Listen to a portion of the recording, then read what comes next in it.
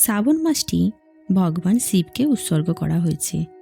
এই মাসটির সবচেয়ে বিশেষ দিন হল শ্রাবণের সোমবার।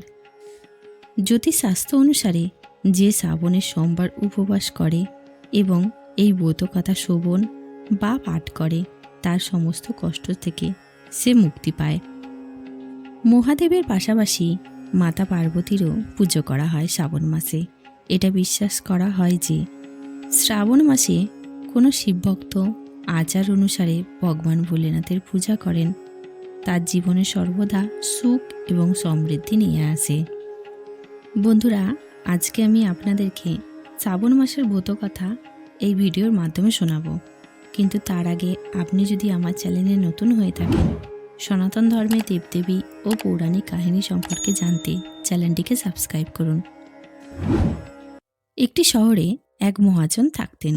তার বাড়িতে অর্থের অভাব ছিল না, কিন্তু তার কোনো সন্তান ছিল না। তাই তিনি খুব দুঃখিত ছিলেন।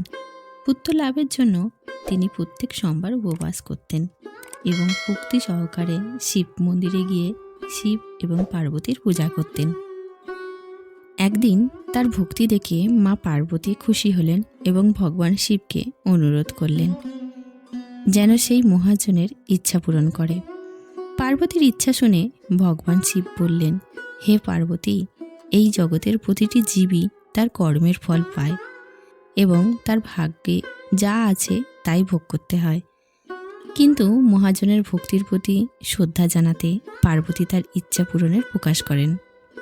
মা পার্বতীর অনুরোধে ভগবান শিব মহাজনকে একটি পুত্র লাভের আশীর্বাদ দেন, কিন্তু সাথে এটাও বলেছিলেন যে তার সন্তানের বয়স মাত্র 12 বছর হবে। মহাজন মা পার্বতী ও ভগবান শিবের কথোপকথন শুনছিলেন। এ নিয়ে তিনি খুশিও হননি আর দুঃখও পাননি। তিনি আগের মতনই শিবের পূজা করতে থাকেন। কিছুদিন পরে মহাজনের ঘরে একটি পুত্র সন্তানের জন্ম হয়। পুত্রের বয়স 11 বছর হলে তাকে কাশীতে পাঠানো হয় পড়াশোনার জন্য। মহাজন ছেলের মামাকে ডেকে বললেন তার পুত্রকে কাশীতে জ্ঞান অর্জনের জন্য নিয়ে যেতে এবং পথেতে যজ্ঞ করতে। যেখানেই যজ্ঞের আয়োজন করবেন সেখানে গিয়ে ব্রাহ্মণদের খাওয়াবেন এবং দক্ষিণা দেবেন। মামা এবং মহাজনের পুত্র দুজনেই কাশীর উদ্দেশ্যে এগিয়ে গেলেন, যজ্ঞ করলেন এবং ব্রাহ্মণদের দান করলেন। একটি শহর ছিল যেখানে শহরের রাজার মেয়ের বিয়ে হচ্ছিল, কিন্তু যে রাজকুমারকে সে বিয়ে করতে যাচ্ছিল সে এক চোখে অন্ধ ছিল। রাজপুত্র এই সত্যটি লুকানোর জন্য একটি পরিকল্পনা করেন। মহাজনের ছেলেকে দেখে তার মাথায় একটা ভাবনা এলো। সে ভাবল, কেন এই ছেলেকে বর বানিয়ে রাজকন্যার সাথে বিয়ে দেওয়া যায় না? বিয়ের পর ওকে কিছু টাকা দিয়ে বিদায় করে রাজকুমারকে আমার সাথে নিয়ে যাব। মহাজনের ছেলেকে বরের পোশাক পরিয়ে রাজকন্যার সাথে বিয়ে দেওয়া হলো। কিন্তু মহাজনের ছেলে ছিল খুবই সৎ। তার এই কাজটি ঠিক মনে হলো না। সে সুযোগ বুঝে রাজকুমারীর ওড়নায় লিখে দিল, তোমার বিবাহ আমার সাথে হয়েছে, কিন্তু যেই রাজকুমারের সাথে তোমাকে পাঠানো হবে সে এক চোখে অন্ধ। আমি এখন কাশীতে যাচ্ছি পড়াশোনার জন্য। যখন রাজকুমারী ওড়নার গায়ে লেখাটি পড়ে সে তার পিতা মাতাকে জানায়।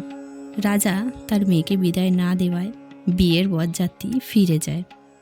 অন্যদিকে মহাজনের ছেলে ও তার মামা কাশীতে পৌঁছে সেখানে যজ্ঞ করলেন।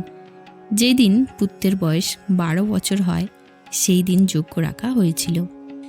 ছেলেটি তার মামাকে বলে তার শরীরটা ভালো লাগছে না। মামা তখন তাকে ভেতরে গিয়ে বিশ্রাম নিতে বলেন। ভগবান শিবের আশীর্বাদ অনুসারে অল্প সময়ের মধ্যে বালকটি মারা যায়। মৃত ভাগ্নাকে দেখে তার মামা কান্না করতে থাকে। কাকতালীয়ভাবে ঠিক সেই মুহূর্তেই ভগবান শিব এবং পার্বতী পাশ দিয়ে যাচ্ছিলেন। পার্বতী শিবকে বললেন, স্বামী, আমি তার কান্নার শব্দ সহ্য করতে পারছি না, আপনাকে তার কষ্ট উপশম করতে হবে।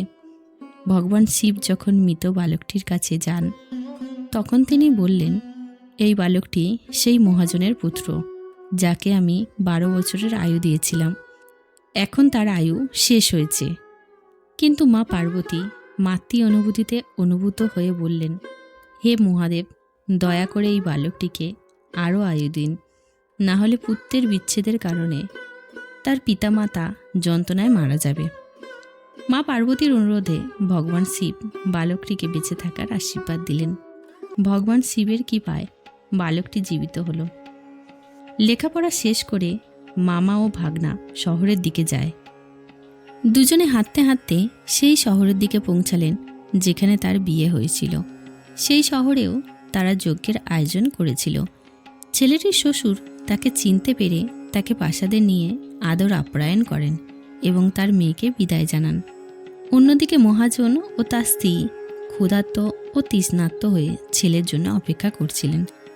তিনি প্রতিজ্ঞা করেছিলেন যদি তিনি তার পুত্রের মৃত্যু সংবাদ পান তবে তিনিও তার জীবন বিসর্জন দেবেন। কিন্তু সে পুত্রের বেঁচে থাকার খবর পেয়ে খুব খুশি হন। সেই রাতেই ভগবান শিব ব্যবসায়ীর স্বপ্নে আবির্ভূত হয়ে বললেন, ভক্ত, আমি তোমার নিষ্ঠা সহকারে সোমবারের উপবাসে প্রসন্ন হয়েছি এবং তোমার পুত্রকে দীর্ঘায়ু দান করেছি। একইভাবে যে ব্যক্তি আমার সোমবারের উপবাস করে এবং এই ব্রত কথা পাঠ করে বা শ্রবণ করে তার সমস্ত দুঃখ কষ্ট দূর হয় এবং সমস্ত মনোবাঞ্ছা পূর্ণ হয়। শ্রাবণ মাসের সোমবারের পুজোর বিধি। শ্রাবণের সোমবারে স্নান সেরে শিবের মন্দিরে যান এবং সাথে করে 1 ঘটি পঞ্চামৃত মিশ্রিত জল শিবলিঙ্গে নিবেদন করুন। সেখানেই ওম নমঃ শিবায় মন্ত্রটি 108 বার জপ করুন। দিনে শুধুমাত্র ফলাহার গ্রহণ করুন এবং সন্ধ্যায় আবার এই মন্ত্রটি জপ করুন আর আরতি করুন। পরের দিন আপনার সাধ্য অনুসারে দান করুন এবং উপবাস ভঙ্গ করুন। বন্ধুরা, আজকের ভিডিওটি আমি এখানেই শেষ করছি। ঈশ্বর আপনাদের সকলের মঙ্গল করুক।